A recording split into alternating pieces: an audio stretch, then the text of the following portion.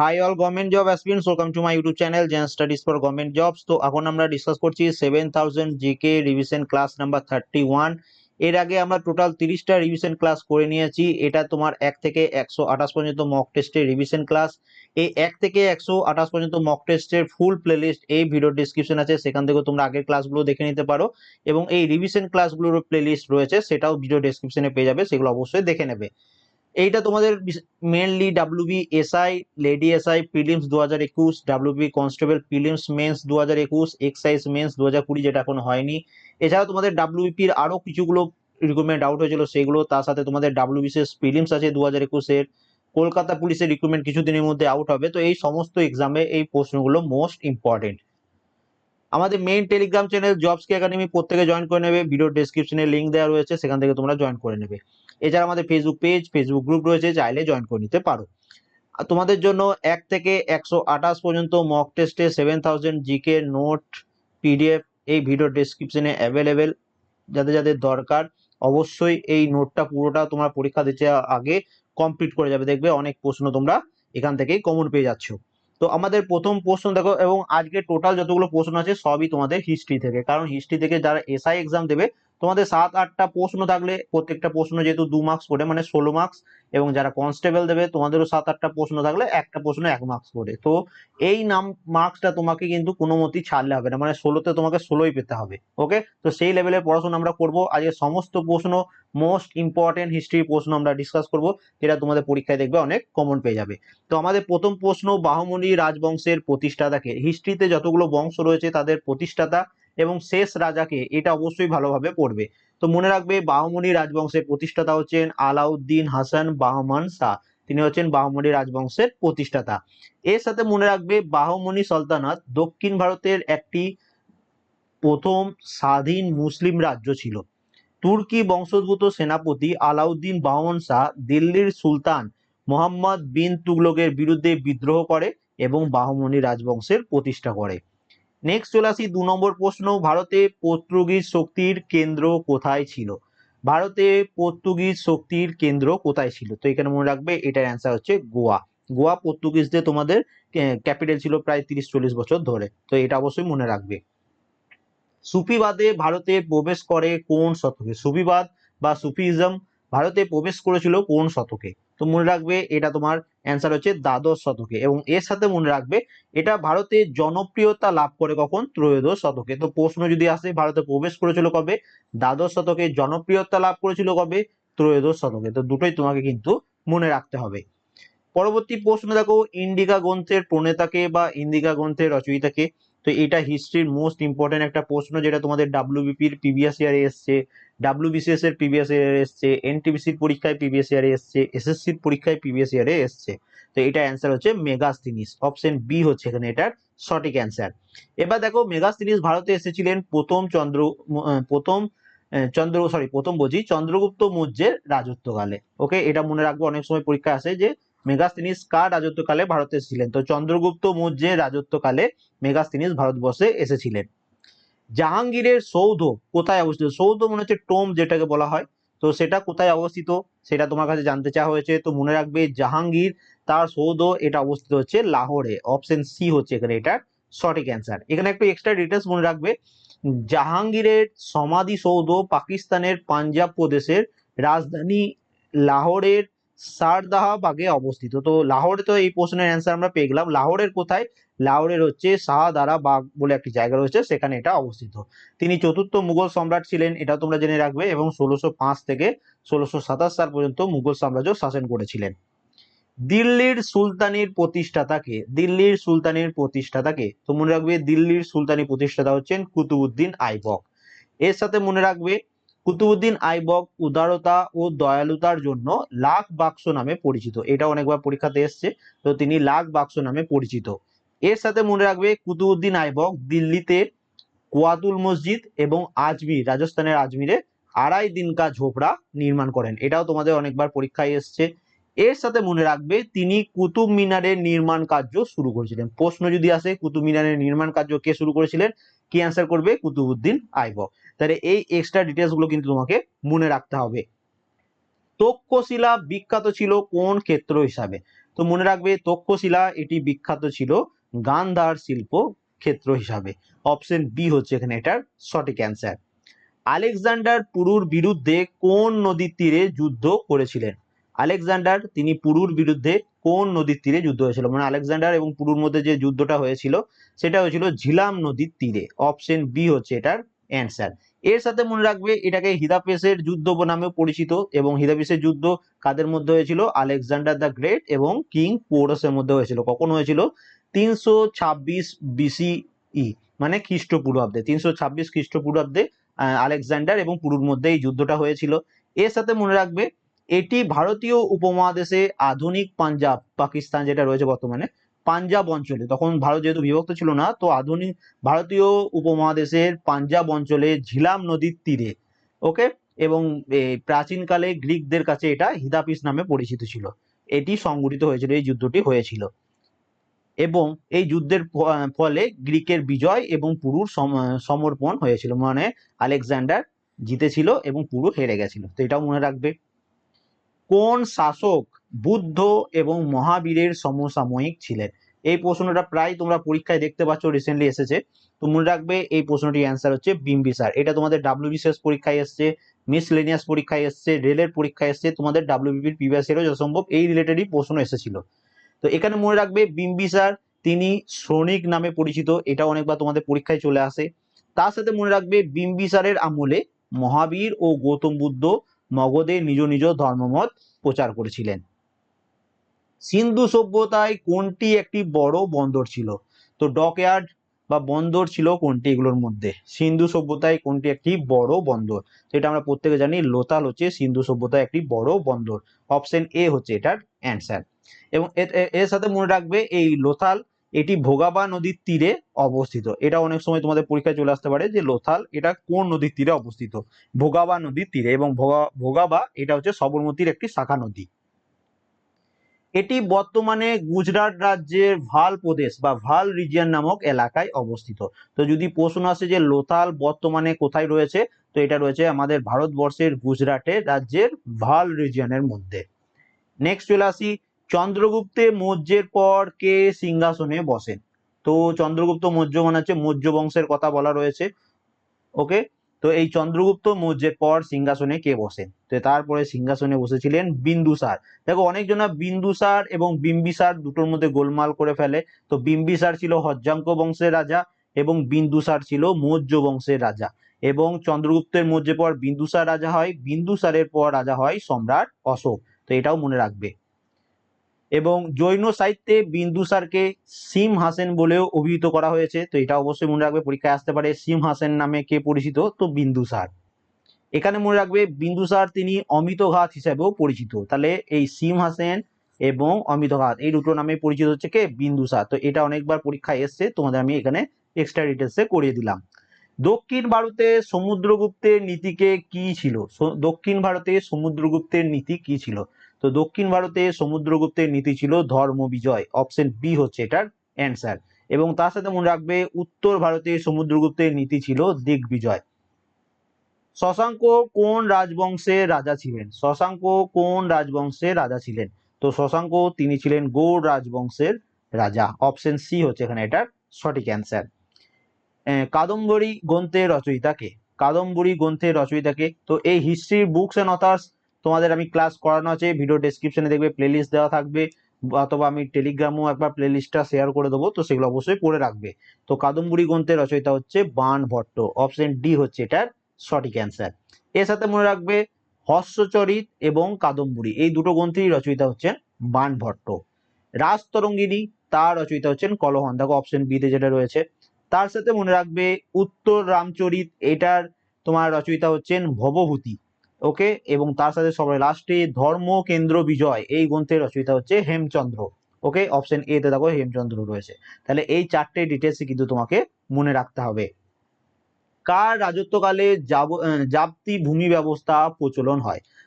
জাপ্তি ভূমি ব্যবস্থা প্রচলন হয়েছিল কার রাজত্বকালে? তো মনে রাখবে এটি হয়েছিল সম্রাট আকবরের রাজত্বকালে। অপশন সি হচ্ছে এখানে এটার সঠিক অ্যান্সার। এর সাথে মনে রাখবে সম্রাট আকবর পানিপথের দ্বিতীয় যুদ্ধে হেমুকে পরাজিত করেছিলেন 1556 সালে। তাহলে 56 সালে পানিপথে দ্বিতীয় যুদ্ধ হয়েছিল, কার মধ্যে হয়েছিল? সম্রাট আকবর এবং হেমুর মধ্যে। কে জিতেছিল? সম্রাট আকবর। এটা অবশ্যই মনে রাখবে। এর সাথে মনে রাখবে সম্রাট আকবর 1575 সালে ইবাদতখানা নির্মাণ করেন, এবং এই প্রশ্নটা তোমাদের রিসেন্টলি ডাব্লিউবিসিএস 2019-এর 2018 বা 2019-এর প্রিলিমস পরীক্ষায় এসেছিল। তো অবশ্যই তোমরা যেহেতু গ্র্যাজুয়েশন লেভেলের পরীক্ষাকে টার্গেট করে পড়ছো, আমি বলবো প্রত্যেককে এসআই কে টার্গেট করে পড়ো, কনস্টেবল ইজিলি পাস করে যাবে। ওকে, তো দেখো এটা আকবর 1575 সালে ইবাদতখানা নির্মাণ করেছিলেন। তো এটা আমি এক্সট্রা ডিটেলসে অ্যাড করে দিয়েছি, যেহেতু এটা অলরেডি একটা পরীক্ষায় এসেছে বলে। এর সাথে মনে রাখবে আকবরকে আগ্রার কাছে সিকান্দ্রাতে সমাধিস্থ করা হয়েছে। তাহলে আকবরের সমাধি কোথায় যদি জিজ্ঞেস করে, কি অ্যান্সার হবে? সিকান্দ্রায়। তো এটা অবশ্যই মনে রাখবে। নিম্নলিখিত দাস বংশীয় কোন সুলতান দাস ছিলেন না? তো এনাদের মধ্যে কে কোন সুলতান দাস ছিলেন না? তো অ্যান্সার হচ্ছে কি? সুলতান রাজিয়া বা রাজিয়া সুলতানা। অপশন সি হচ্ছে এখানে এটার সঠিক অ্যান্সার। আবুল ফজলের রচনায় অবর্ণিত মোগল চিত্রশিল্পকে চিহ্নিত করো। এটা যথাসম্ভব তোমাদের ডাব্লিউবিসিএস পরীক্ষাতে এসেছিল, আমার ঠিক মনে নেই ডাব্লিউবিসিএস কোনো একটা কোনো একটা পরীক্ষা এসেছিল। ওকে, এই প্রশ্নটি তো মনে রাখবে। আবুল ফজলের রচনায় অবর্ণিত মোগল চিত্রশিল্পকে চিহ্নিত করো। তো সেটা হচ্ছে মনসুর। অপশন সি হচ্ছে এটার অ্যান্সার। তিনি একজন মোগল চিত্রশিল্পী ছিলেন, মনসুর। এটা মনে রাখবে। কোন রাজস্ব ব্যবস্থার সাথে টোডরমলের নাম যুক্ত? কোন রাজস্ব ব্যবস্থার সাথে টোডরমলের নাম যুক্ত? তো মনে রাখবে টোডরমলের নাম যুক্ত হচ্ছে জাপ্তি এই রাজস্ব ব্যবস্থার সাথে। অপশন সি হচ্ছে এটার সঠিক অ্যান্সার। তাকাবি বলতে কি বোঝায়? তাকাবি বলতে কি বোঝায়? তো এটা একটা ইম্পর্টেন্ট প্রশ্ন এই বছর তোমাদের পরীক্ষার জন্য। তো মনে রাখবে তাকাবি বলতে বোঝায় কৃষক ঋণ, এবং এর সাথে এক্সট্রা ডিটেলসটা মনে রাখবে। সম্রাট আকবরের আমলে রাজকোষ থেকে কৃষকদের যে ঋণ দেওয়া হতো তাকে বলা হতো টাকাবি। তাহলে টাকাবি কি? যে সম্রাট আকবরের রাজত্বকালে তার যে রাজকোষ ছিল সেখান থেকে যে কৃষকদের ঋণ দেওয়া হতো, তো সেটাকে বলা হতো টাকাবি।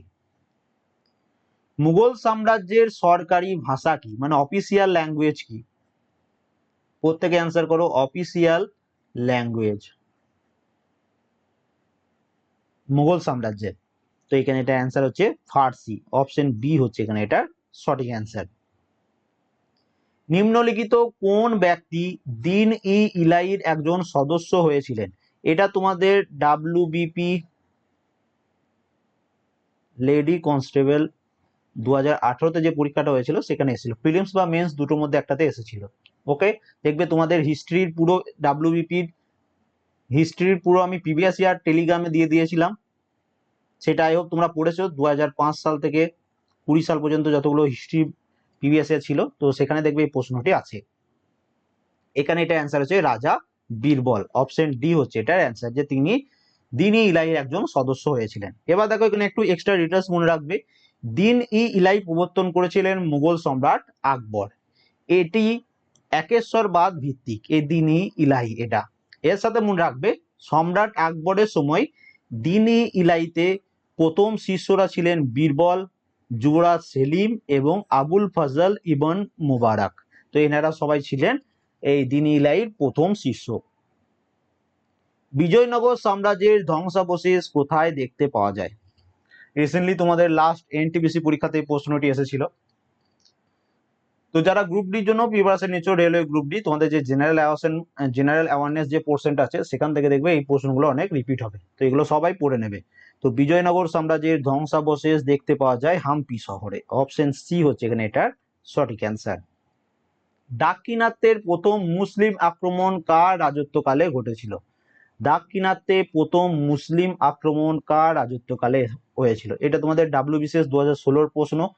অপশন অনুযায়ী এখানে এটা অ্যান্সার হচ্ছে জালাউদ্দিন খলজি, কিন্তু অ্যাকচুয়ালি মনে রাখবে এই প্রথম মুসলিম আক্রমণ যেটা হয়েছিল দাক্ষিণাত্যে সেটা হয়েছিল আলাউদ্দিন খলজির আমলে। মানে এই তোমার জালাউদ্দিন খলজি পরে আলাউদ্দিন খলজি রাজা হয়েছিলেন বা সম্রাট হয়েছিলেন, এবং তার আমলেই দাক্ষিণাত্যে প্রথম মুসলিম আক্রমণ হয়েছিল।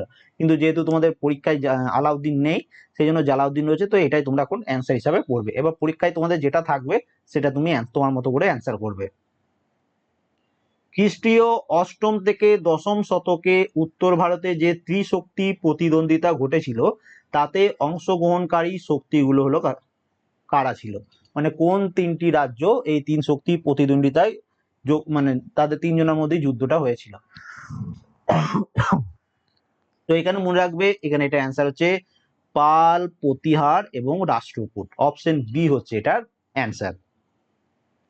কোন রাজা বিক্রমশিলা বিশ্ববিদ্যালয় স্থাপন করেছিলেন? দেখো এটা হিস্ট্রি প্লাস স্ট্যাটিক জিকে হিসেবে পরীক্ষায় ম্যাক্সিমাম বার আসে। তো বিক্রমশিলা বিশ্ববিদ্যালয় এটি প্রতিষ্ঠা করেছিলেন ধর্মপাল, এবং এর সাথে আরেকটা প্রশ্ন তোমাদের পরীক্ষায় আসে, এই পাল বংশের প্রতিষ্ঠাতাকে, তো তিনি হলেন গোপাল। আরেকটা প্রশ্ন যেটা তোমাদের পরীক্ষায় আসে সেটা হচ্ছে নালন্দা বিশ্ববিদ্যালয় কে তৈরি করেছিলেন? এক আছে বিক্রমশিলা বিশ্ববিদ্যালয় আর এক আছে নালন্দা বিশ্ববিদ্যালয়। তো বিক্রমশিলা বিশ্ববিদ্যালয় এটা ধর্মপাল, এবং নালন্দা বিশ্ববিদ্যালয় এটা হচ্ছে প্রথম কুমার গুপ্ত।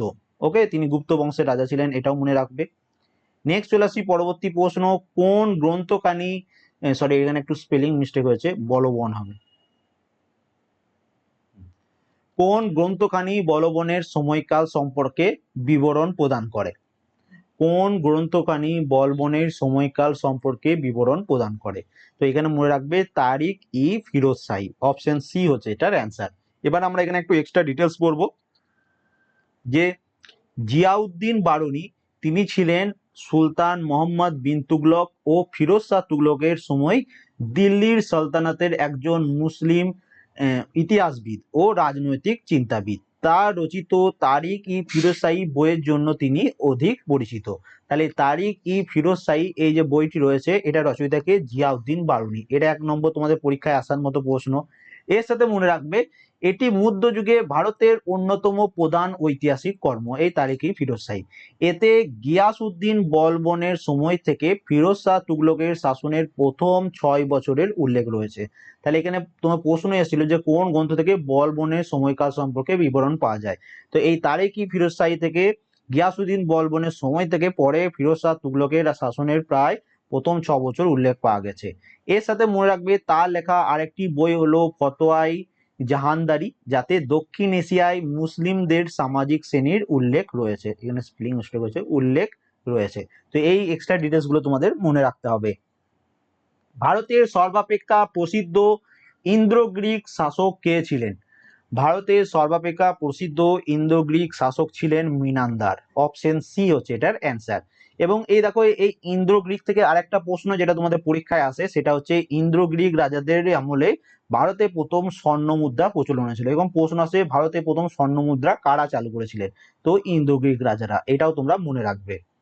নেক্সট চলে আসি, নিম্নলিখিত কোন সংস্কৃত নাটকে কৌটিল্য ও চন্দ্রগুপ্ত মৌর্যের হাতে নন্দদের পতন স্পষ্টভাবে অঙ্কিত হয়েছিল? মানে কোন তোমার সংস্কৃত নাটক থেকে আমরা কৌটিল্য এবং চন্দ্রগুপ্তের মৌর্যের মধ্যে নন্দবংশের পতনের পুরো ডিটেলসটা বর্ণিত রয়েছে? তো এটা অ্যান্সার হচ্ছে মুদ্রা রাক্ষস। অপশন ডি হচ্ছে এটার সঠিক অ্যান্সার। এখানে তোমাদের হোমওয়ার্ক, এই মুদ্রা রাক্ষস এই গ্রন্থটি রচয়িতাকে, ভিডিওটা শেষ হয়ে যাবার পর থেকে কমেন্ট করে জানাবে। এখন দেখে নাও যে 324 খ্রিস্টপূর্বাব্দতে নন্দ বংশের শেষ রাজা ছিলেন ধননন্দ। তো তাকে পরাজিত করে চন্দ্রগুপ্ত মৌর্য মগধের সিংহাসনে বসেন, মানে নন্দ বংশ, তারপরে রাজত্বে কে বসে? মৌর্য বংশ। তো এটাও মনে রাখবে কোন বংশের পর এরকম প্রশ্ন আসে,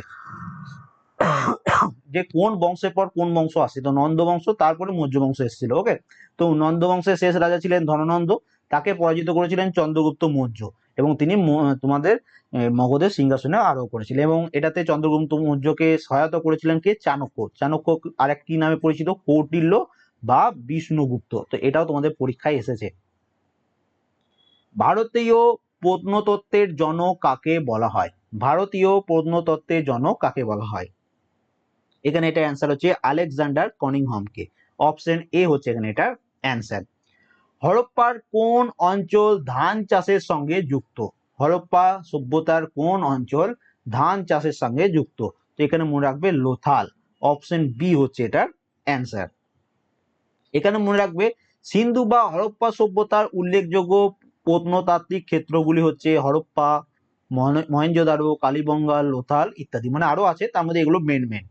এর সাথে মনে রাখবে এই ধানের অস্তিত্ব পাওয়া যায় লোথালে।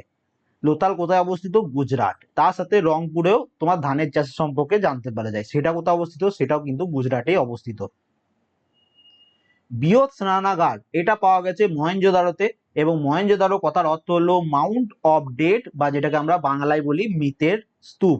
এটাও অনেকবার তোমাদের পরীক্ষায় এসেছে। তো এই ডিটেলস গুলো আমি তোমাদের করিয়ে দিলাম, যে তোমাকে নতুন করে আর বই যেন পড়তে না হয়। টিপুর চূড়ান্ত পরাজয় ঘটেছিল কার হাতে? টিপু সুলতান, তার চূড়ান্ত পরাজয় ঘটেছিল কার হাতে? তো তার চূড়ান্ত পরাজয় ঘটেছিল লর্ড ওয়েলেসলির হাতে। অপশন এ হচ্ছে এটার অ্যান্সার। এর সাথে মনে রাখবে অপশন বি তে যেটা রয়েছে লর্ড কর্নওয়ালিস। তো লর্ড কর্নওয়ালিসের নেতৃত্বে ইস্ট ইন্ডিয়া সংস্থা যারা বাংলায় চিরস্থায়ী ব্যবস্থার কার্যকর হয়েছিল। চিরস্থায়ী বন্দোবস্ত কে প্রবর্তন করেছিলেন? Lord Cornwallis. তো এটাও তোমাদের পরীক্ষায় প্রশ্ন আসবে। ডালহৌসিও, ডক্ট্রিন অফ ল্যাপসে, তারপরে তিনি রেলপথ, এগুলো একটু মনে রাখবে। নেক্সট চলে আসি, কে দু আপসা সি আপসা ব্যবস্থা চালু করেছিলেন? এই হিস্ট্রির জন্য মুঘল পিরিয়ডটা খুব ইম্পর্টেন্ট। ওকে, তো এই মুঘল সাম্রাজ্যটা ভালোভাবে পড়বে। দু আপসা সি আপসা ব্যবস্থা চালু করেছিলেন জাহাঙ্গীর। অপশন সি হচ্ছে এখানে এটার অ্যান্সার। বুদ্ধের সমকালীন বিখ্যাত চিকিৎসক ছিলেন কে? বুদ্ধের সমকালীন বিখ্যাত চিকিৎসক ছিলেন কে? তো এখানে এটা অ্যান্সার হয়ে যাচ্ছে জীবক। অপশন ডি হচ্ছে এখানে এটার সঠিক অ্যান্সার। দেখো এখানে গৌতম বুদ্ধের জন্ম হচ্ছে লুম্বিনী শহরে, নেপালের লুম্বিনী শহর। তিনি প্রথম জ্ঞান দান করেছিলেন বোধগয়াতে বা এনলাইটমেন্ট যেটা বলে। তার সাথে মনে রাখবে তিনি প্রথম প্রবচন বা ফার্স্ট সেরেমন যেটা, সেটা কোথা দিয়েছিলেন? সরনাথে। তার সাথে মনে রাখবে তার মৃত্যু হয়েছিল কুশিনগরে। তো এইগুলো সব তোমাকে গৌতম বুদ্ধের সম্বন্ধে মনে রাখতে হবে। সতনামী বিদ্রোহ যে মুঘল সম্রাটের আমলে হয় তিনি ছিলেন কে? তো কোন মুঘল সম্রাটের আমলে সতনামী বিদ্রোহ হয়েছিল? এটি হয়েছিল ঔরঙ্গজেবের আমলে। অপশন ডি হচ্ছে এটার অ্যান্সার। এবার দেখো ঔরঙ্গজেব তিনি আলমগীর এবং জিন্দাপীর এই দুটো নামে পরিচিত ছিল। সেকেন্ড তোমাকে মনে রাখতে হবে তিনি ফতোয়া ই আলমগীর রচনা করেছিলেন। তৃতীয় তোমাকে মনে রাখতে হবে তিনি নবম শিখ গুরু তেগ বাহাদুরকে মৃত্যুদণ্ড দিয়েছিলেন। ফোর্থ, তার সমাধি ঔরঙ্গাবাদে অবস্থিত এবং তিনি একজন দক্ষ বীণাবাদক ছিলেন। তো ঔরঙ্গজেব সম্বন্ধে এই চারটে ডিটেলস তোমাকে মনে রাখতে হবে। রাজস্থানে অবস্থিত হরপ্পা সভ্যতার নিদর্শন কোনটি? তো এগুলোর মধ্যে কোনটা হচ্ছে হরপ্পান সাইট যেটা রাজস্থানে অবস্থিত? এখানে এটা অ্যান্সার হচ্ছে কালীবঙ্গান। অপশন সি হচ্ছে এটার অ্যান্সার। এর সাথে দেখো মহেঞ্জোদারো যেটা রয়েছে সেটা বর্তমানে সিন্ধ পাকিস্তানে অবস্থিত। লোথাল যেটা, এটা গুজরাট ইন্ডিয়াতে অবস্থিত। এবং এই অপশন বি তে যেটা রয়েছে সুক্তাজেন্দর, এটা হচ্ছে পাকিস্তানের বালুচিস্তান প্রভিন্সে অবস্থিত। চীনা পর্যটক হিউয়েন সাং ভারতে আসেন যার শাসনকালে। তো হিউয়েন সাং কার শাসনকালে ভারতে এসেছিলেন? তিনি এসেছিলেন হর্ষবর্ধনের রাজত্বকালে। অপশন সি হচ্ছে এখানে এটার অ্যান্সার। আইন ই আকবরী গ্রন্থের লেখককে? আবার বলছি দেখো হিস্ট্রির books and authors most important একটা টপিক, এখান থেকে প্রশ্ন আসবেই আসবে। আইন ই আকবরী গ্রন্থের রচয়িতা হচ্ছেন আবুল ফজল। অপশন বি হচ্ছে এটার অ্যান্সার। রামায়ণ দেখো ফার্সিতে অনুবাদ করেছিলেন বাদাউনি, এটাও মনে রাখবে। অপশন এতে তার নাম রয়েছে, তো এটা তোমরা একটু মনে রাখবে। আকবরনামা এবং আইনি আকবরী এই দুটোরই রচয়িতা হচ্ছেন আবুল ফজল। রাজমনামা যে গ্রন্থটি ফার্সি অনুবাদ সেটি হলো কোনটি? মানে এই নিম্নোক্ত কোন গ্রন্থটির ফার্সিতে অনুবাদ যার নাম হচ্ছে রাজমনামা? তো মনে রাখবে মহাভারতের যে গ্রন্থটি ফার্সি অনুবাদ রাজমনামা নামে পরিচিত এবং সম্রাট আকবরের আদেশে এটি অনুবাদিত হয়েছিল। কোন মুঘল সম্রাট নিজের আত্মজীবনী রচনা করেছিলেন? তো এখানে এটা অ্যান্সার কি হবে? এখানে এটা অ্যান্সার হচ্ছে বাবর। বাবরের আত্মজীবনী কি? বাবরনামা। দিল্লির যে সুলতান দিল্লি থেকে দৌলতাবাদ রাজধানী স্থানান্তরিত করেন তিনি ছিলেন কে? তো এখানে দেখো কি অ্যান্সার হবে, দিল্লির যে সুলতান দিল্লি থেকে দৌলতাবাদ তার রাজধানী স্থানান্তরিত করেছিলেন তিনি হলেন কে? তিনি হলেন মোহাম্মদ বিন তুগলক। অপশন সি হচ্ছে এখানে এটার অ্যান্সার। মগধের কোন শাসক শ্রেণিক বা শ্রমিক নামে পরিচিত ছিলেন? কিছুক্ষণ আগেই তোমাদের এক্সট্রা ডিটেলস আমি পড়িয়েছিলাম। তো অ্যান্সার কি হয়ে যাবে? বিম্বিসার। অপশন এ হচ্ছে এটার অ্যান্সার।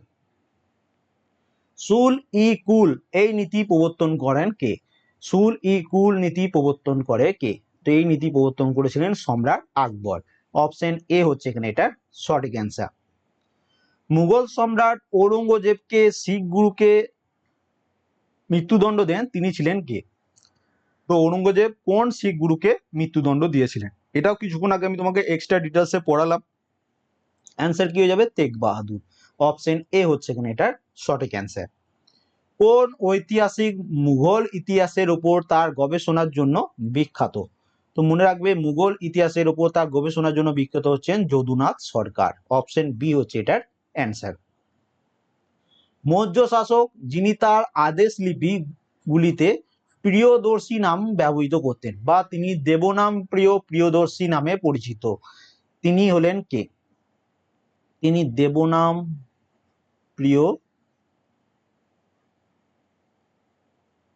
প্রিয়দর্শী নামে পরিচিত, তো তিনি হলেন কে? তিনি হলেন সম্রাট অশোক। অপশন বি হচ্ছে এটার অ্যান্সার। এবার একটু এক্সট্রা ডিটেলস দেখো, 261 খ্রিস্টপূর্বাব্দে অশোক কলিঙ্গ আক্রমণ করেছিল। কলিঙ্গ যুদ্ধ কখন হয়েছিল? 261 খ্রিস্টপূর্বাব্দে। তার আমলে পাটলিপুত্রতে তৃতীয় বৌদ্ধ মহাসভা আয়োজিত হয়েছিল। ত্রয়োদশ শিলালিপিতে কলিঙ্গ যুদ্ধের উল্লেখ পাওয়া যায় এবং 1837 সালে জেমস প্রিন্সেপ অশোকের শিলালিপি পাঠোদ্ধার করেন। এই যে চারটে ডিটেলস দিলাম, এই চারটে ডিটেলস কোনো না কোনো পরীক্ষায় সম্রাট অশোক থেকে এসেছে। তো চারটেই তোমাদের পরীক্ষার জন্য মোস্ট ইম্পর্টেন্ট। অষ্টদিগ্গজ গোষ্ঠীর পৃষ্ঠপোষক ছিলেন কে? তো অষ্টদিগ্গজ গোষ্ঠীর পৃষ্ঠপোষক ছিলেন কৃষ্ণদেবরায়। অপশন ডি হচ্ছে এখানে এটার অ্যান্সার। কোন রাজপুত শাসক আকবরের সমসাময়িক নন? কোন রাজপুত শাসক আকবরের সমসাময়িক নন? তো তিনি হচ্ছেন যশবন্ত সিং। অপশন ডি হচ্ছে এটার সঠিক অ্যান্সার। বৃহৎ সংহিতা গ্রন্থের রচয়িতা কে?